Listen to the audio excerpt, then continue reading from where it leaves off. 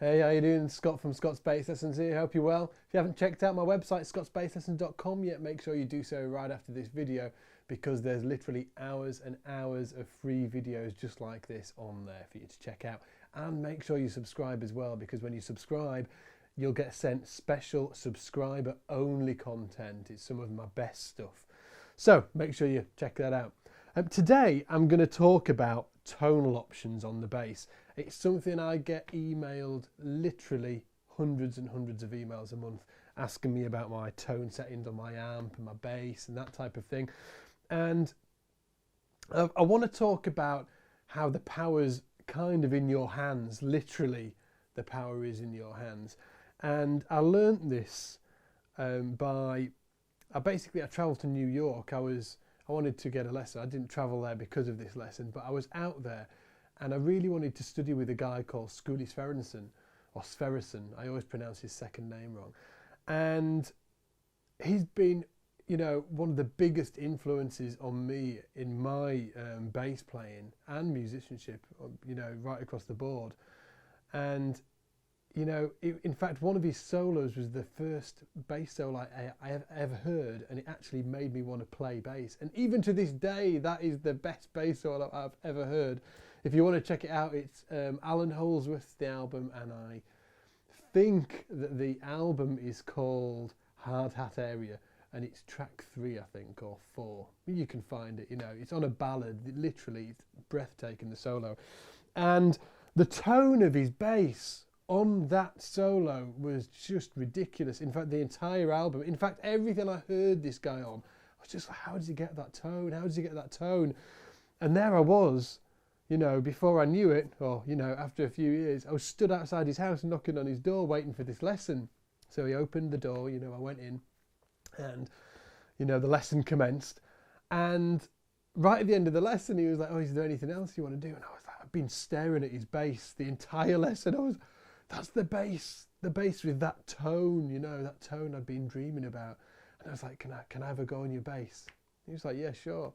So I picked up this bass and I played it. I was just like, oh no, it just sounds like me. It didn't sound anything like the bass on the record. It just sounded like me.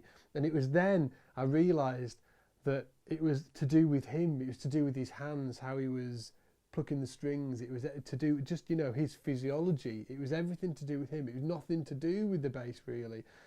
I just sounded like me on that bass. It was nothing special at all, whereas he sounded phenomenal. So when people email me asking me about tones on amps and basses and what you're doing here and tone controls and stuff like that, my first port of call is always to say, you should really be looking at how you're playing the bass. That's the first thing you should be looking at is how you're playing the bass. How you're striking the strings with your right hand has a huge effect on the tone of the bass. And it's almost more important than the bass and the amp and stuff like that. Like, in fact, my amp, I generally leave completely flat. Like completely flat, except the bass control, I sometimes boost it a tiny bit, but I'm talking, if you say flat's 12 o'clock, like pointing straight up in the air, when I boost it to maybe 1 o'clock, 2 o'clock maximum, and that's really all I do.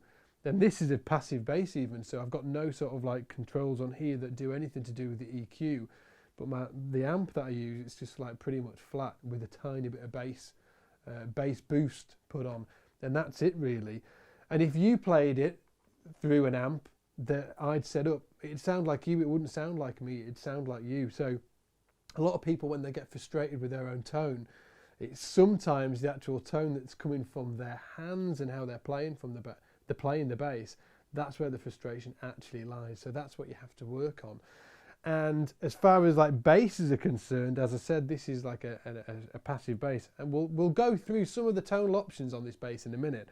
But I just want to give you an exercise to check out. Basically, I want you to play a riff or a groove, and I want you to try and create 3 different sounds with your fingers. Okay, so this is completely just all to do with your right hand, okay, or your left hand if you're left-handed. So I'm just going to turn everything wide open on the bass. Everything's wide open. Now I'm just going to play round a D7 to C7 to G7 kind of chord sequence. So it'd be something like that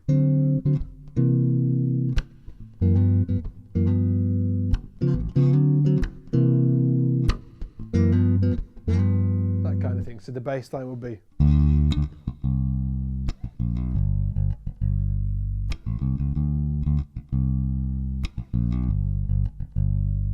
So first of all, try and play that riff or around these chords and try and imagine a really round sound. You want it to sound round.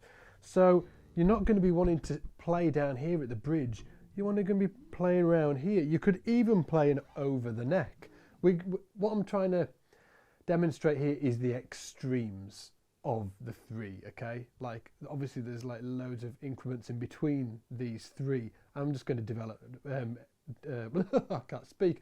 I'm just going to show you the extremes, okay? So I'm thinking a really round sound here, so it could be something like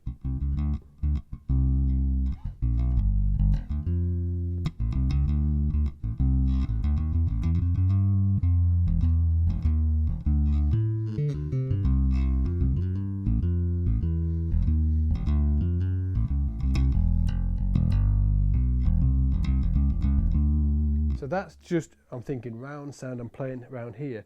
Now if I wanted to have a brighter tone, maybe sort of like a more of a bark to it, I'd play it back here and I'd play more staccato.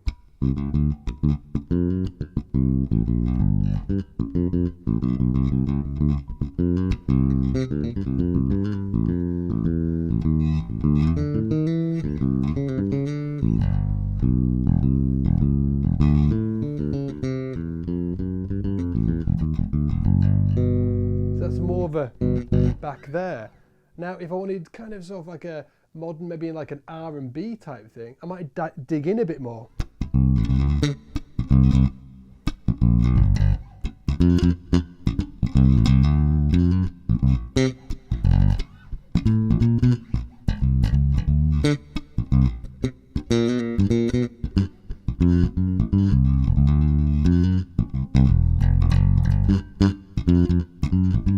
Now can you hear how the tone's different from this?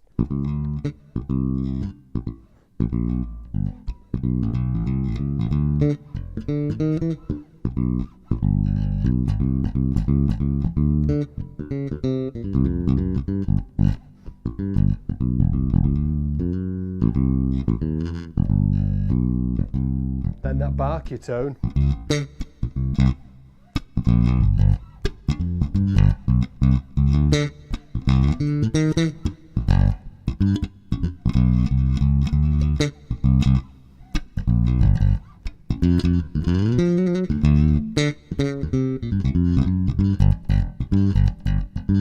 Now can you hear the three extremes there? One's nice and round, one's, and then the other one's kind of like that Marcus.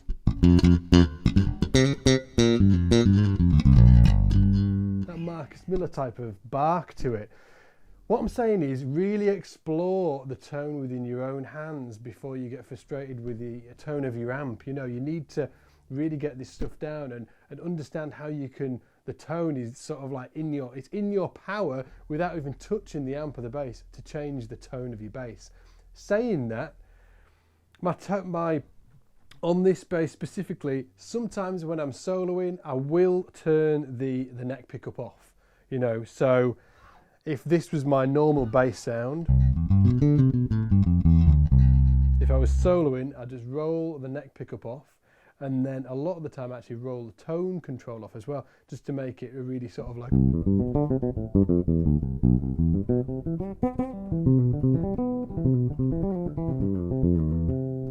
that tone there, because I almost want it to be even more. I want to take the top end off it.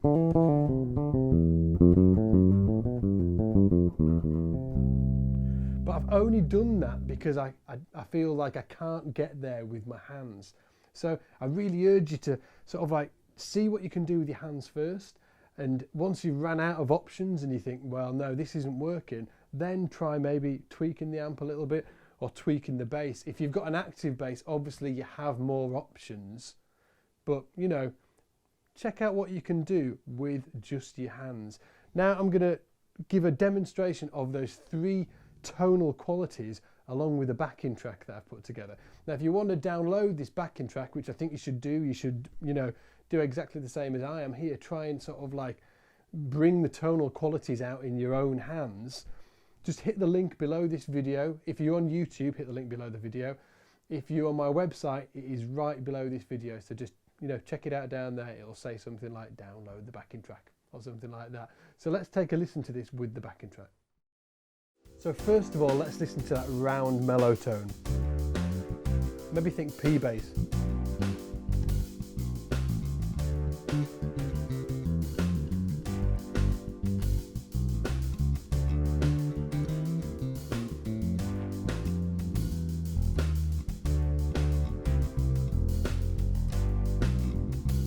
Maybe more bite.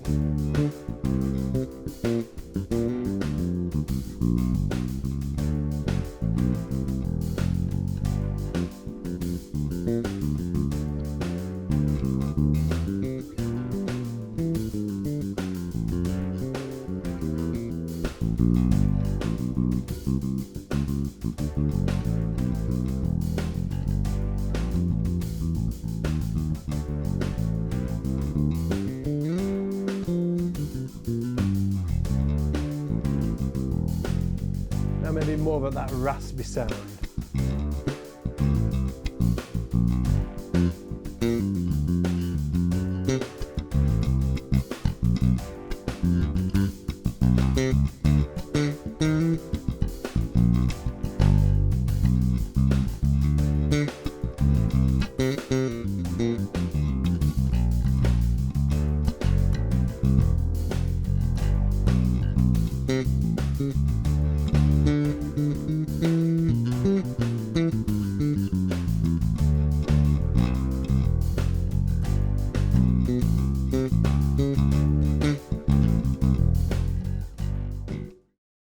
So hopefully there you'll be able to hear exactly how I'm putting this into action, just completely flat on everything. I'm trying to, you know, get the sounds out of my own hands.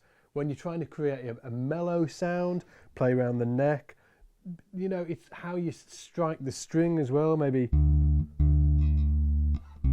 I almost try and sort of like tease the note out of it. Obviously, if you want more bite, play back here.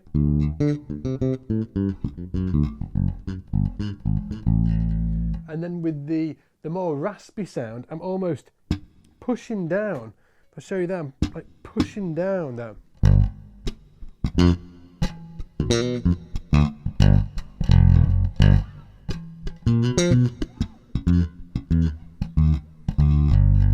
I'm actually pushing into it and it's getting that bounce off there.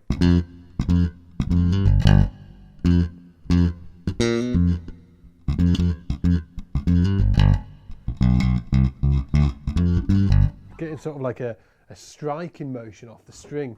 So hopefully you've enjoyed this lesson. If you have, please click like below. You know, it's really helping me when people spread the word about Scott's Bass Lessons. Tell all your bass player friends about me. Make sure you go to the website, check out all the other lessons that are available. They're all for free. And make sure you subscribe as well, because I'll send you some cool stuff. Other than that, take it easy. I'll see you soon. Get in the shed.